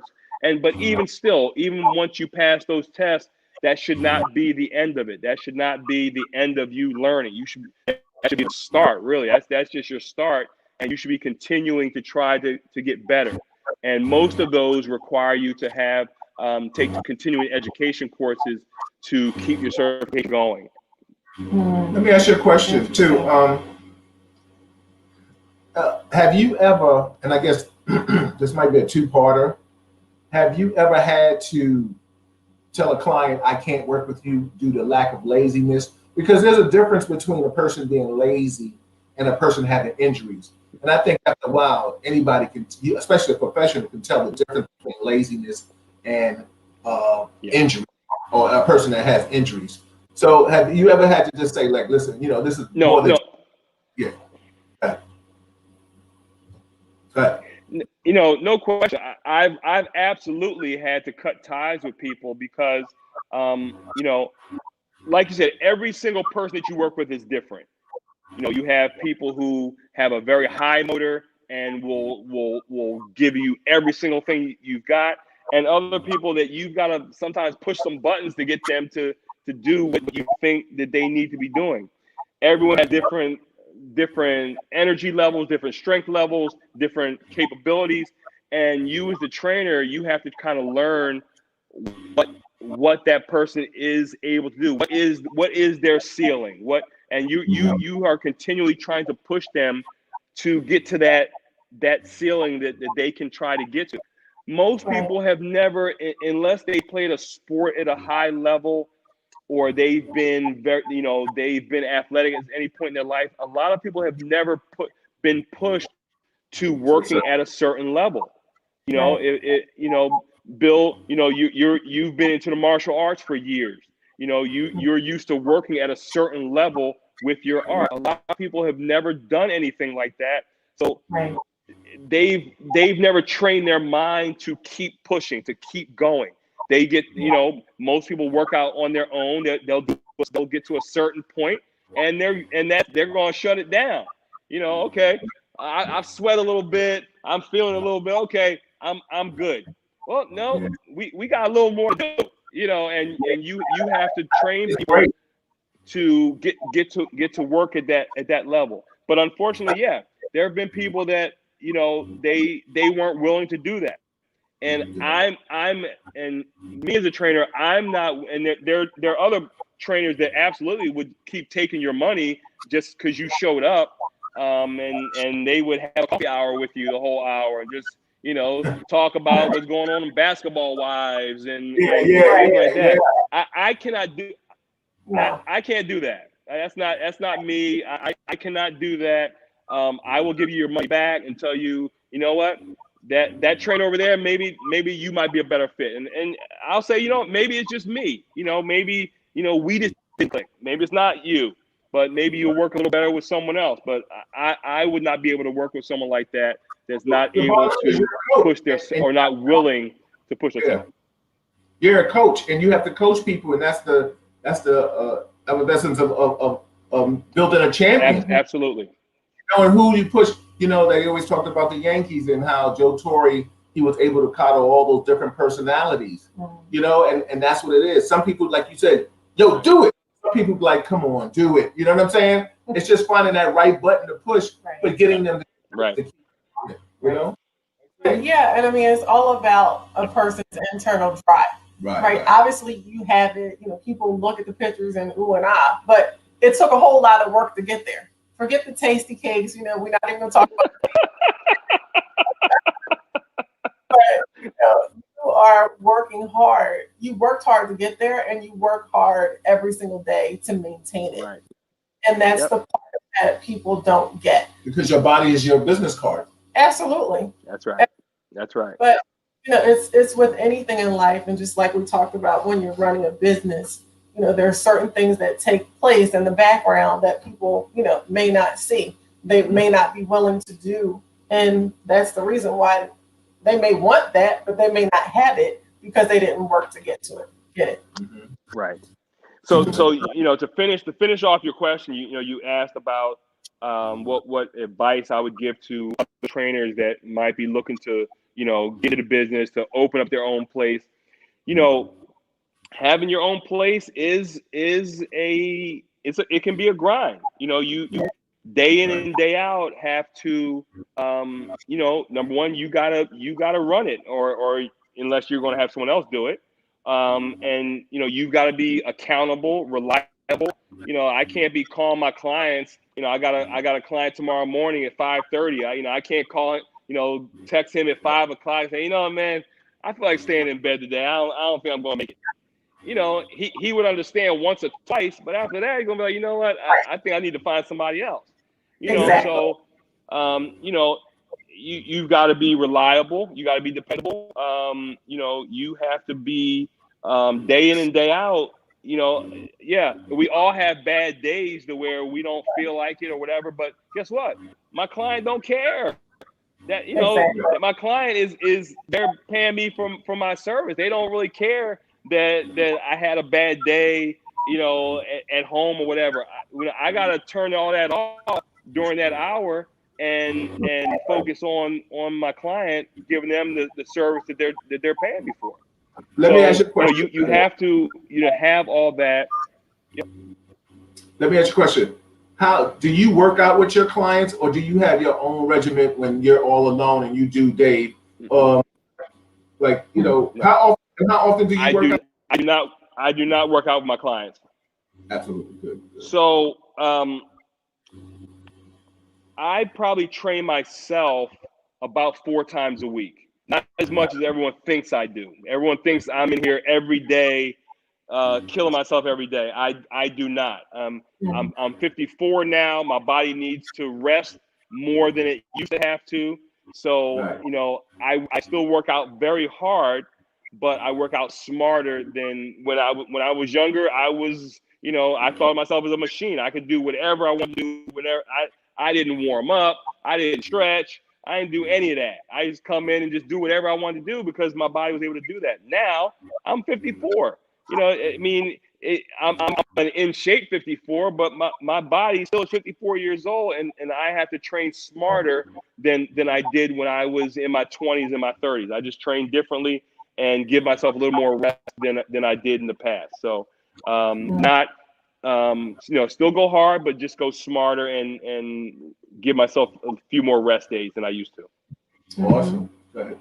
Yeah, so so my cousin Tina, and Tina, thank you for chiming in. So she said, like you said, David, getting started is the hard part. I know the soreness and body aches and pain that comes with starting. What do you recommend to reduce the pain? And I call that good pain, right? I try to psych myself out. Good pain. Especially if you've been out of the game for a while, yes, you're going to feel some soreness, you're going to feel some stiffness, but there absolutely are things that you can do to reduce it and to minimize it.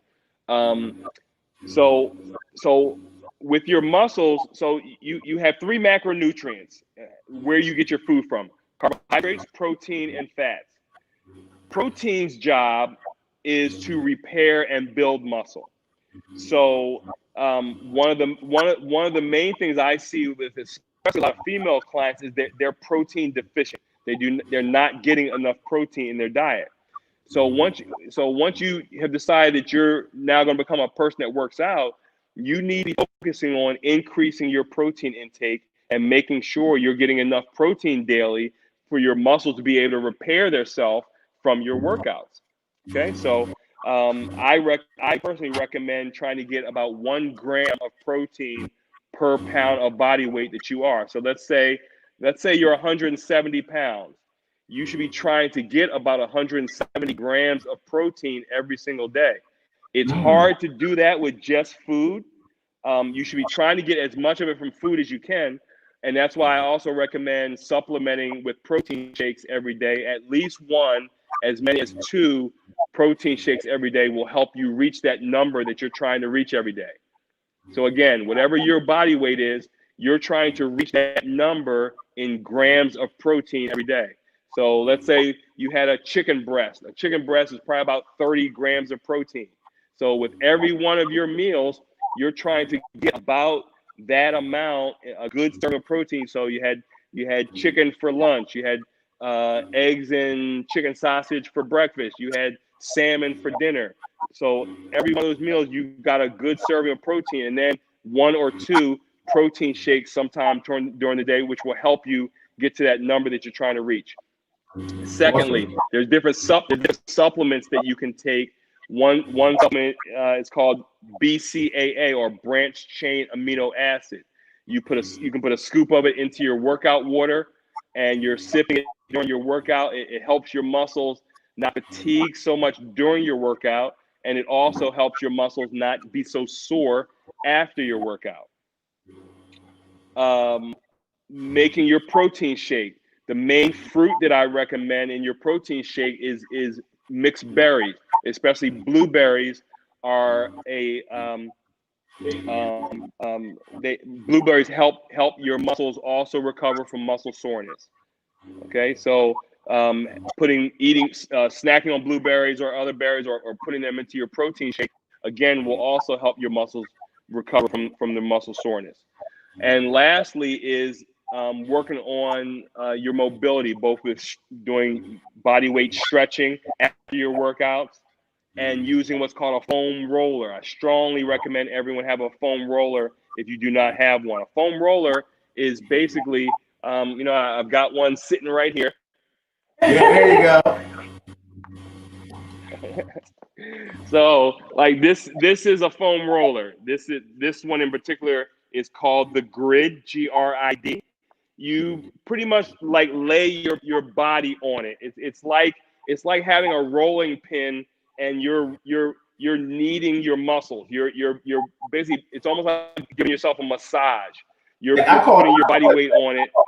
Pain, David. I call it pleasure pain because it feels so good, but it hurts so bad. You be like, ah. But you know, so funny. The one you have, they're two different. Now, the one you have has ridges. So, what is it? What's the difference between the one with the ridges and the one that's full surface? So the ridges basically like get into your muscles a little more. You know, it like gets into the you know, nooks and crannies of your body, and that's why I really like this. And there's lots of different versions.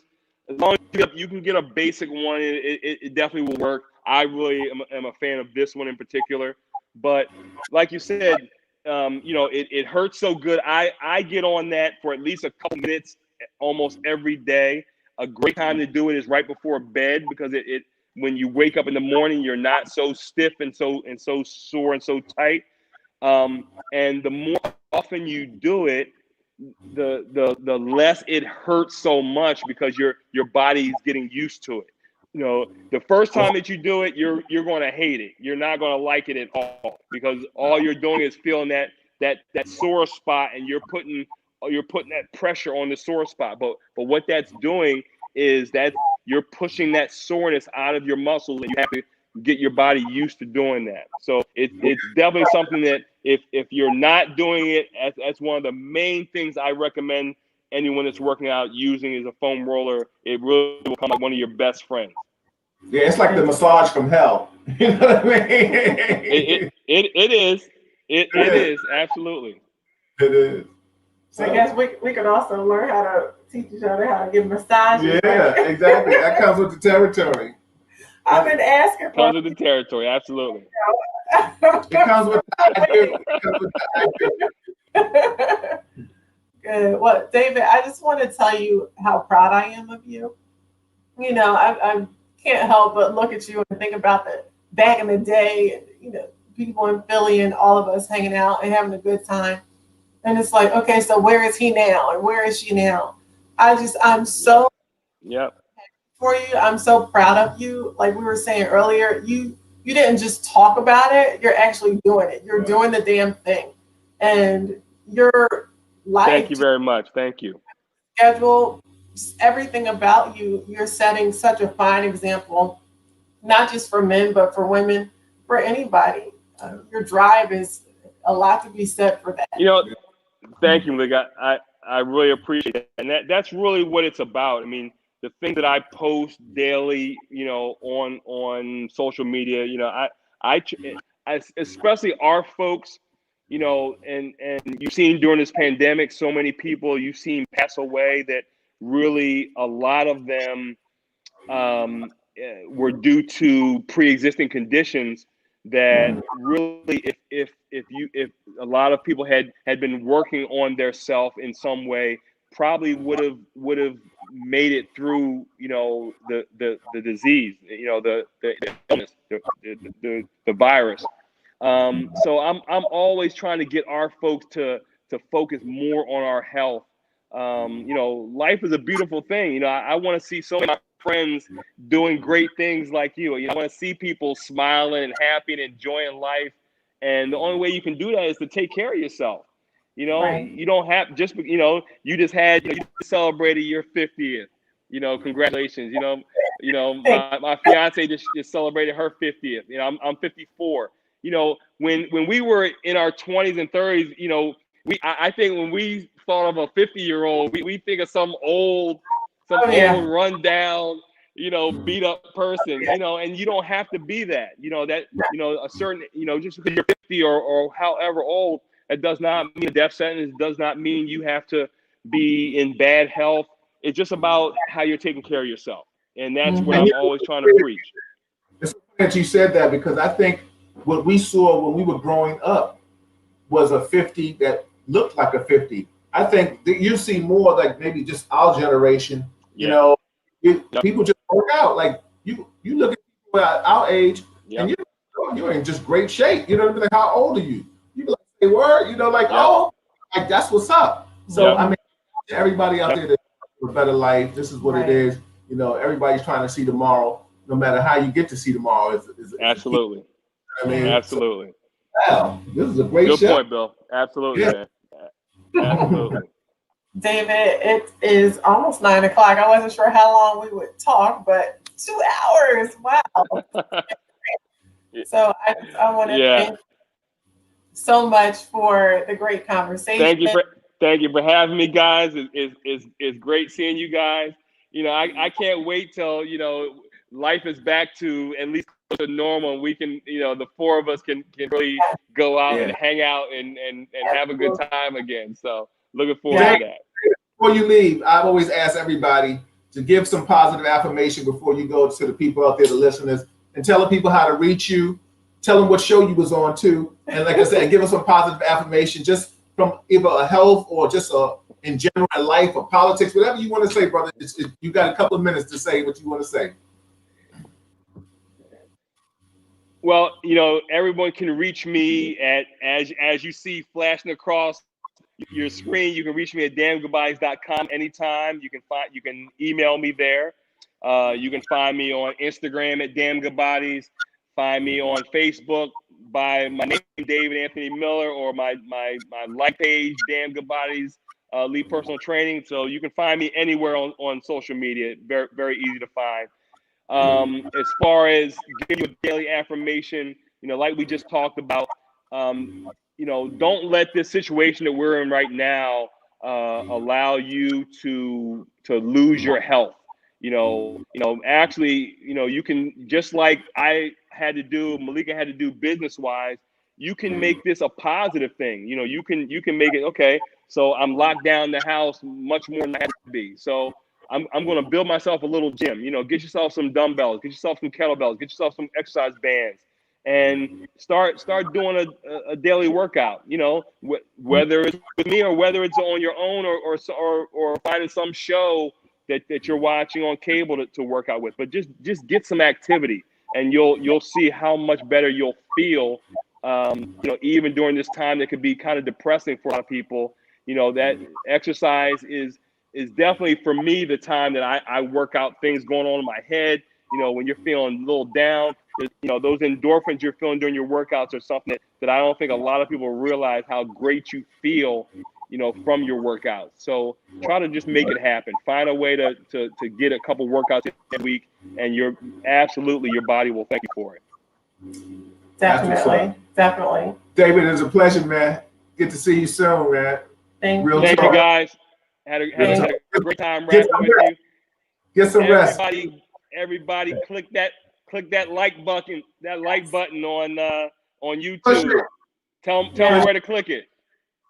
Real Talk Chronicles. That's it. YouTube. Real Talk Chronicles. Man. Let me tell you something. Real Talk Chronicles. Hit that subscribe. Appreciate you, man. We'll see you soon, man. Tell them Mr. Good night, everybody. All right. Everybody, that was David Anthony Miller, right?